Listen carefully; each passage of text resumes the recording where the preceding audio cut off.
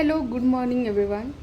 आता ऑलमोस्ट जेवण, खाणं, पाणी, नाश्ता सगळं झालेलं आहे आणि आता मी चालले एका ठिकाणी. आता कुठं चालली आहे? थोडंसं रॉ मटेरियल आणायला चालली आहे, कारण लक्ष्मीपूजा येते.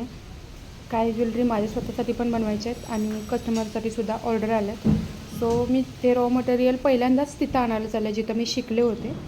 आणि काय बॉक्सेस आणायचे आहेत ते पॅक करण्यासाठी. छोटे छोटे पॅकेट्स पण आणायचे आहेत. आता हा माझा फर्स्ट म्हणजे एक्सपिरियन्स असणार आहे. मी काय येणार आहे काय नाही तिथं गेल्यानंतरच डिसाईड करणार आहे. तर चला जाऊया, मी तुम्हाला सोबतच घेऊन जाईल. आणि ह्यावेळेस तुम्हाला व्हॉईस ओव्हर मिळणार नाही आहे, तर मी समोर फेस टू फेसच बोलली. आता जाऊया पहिला सांगलीत आतमध्ये जाऊया. मी विश्रामबागमध्ये राहते, सांगलीमध्ये जाऊया. सांगलीमध्ये जाऊन आपण बॉक्सेस बघूया कसे मिळत आहेत, कुठं आणि कसे. ओके, चलो. इथे ना एक घेऊन झालेले आहेत. व्हॉईस ओव्हर करता आलेलं नाही कारण खूप गर्दी होती.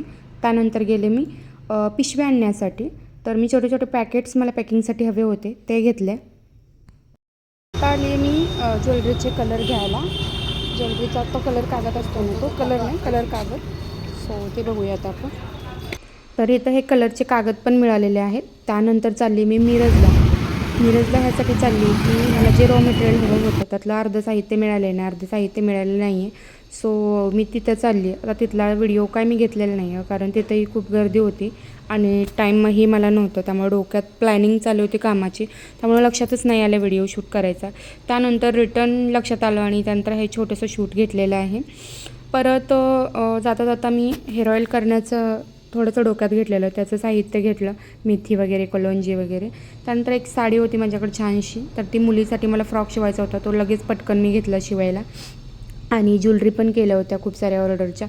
तर असा माझा दिवस गेला. तर तुम्हाला व्हिडिओ कसे वाटत आहेत आणि माझे क्लासचे व्हिडिओ बघायला आवडत आहेत का, ब्लॉगिंग हे आवडतं, हे कमेंट करून सांगा. आणि फॉलो केलं नसेल तर फॉलो करा. धन्यवाद.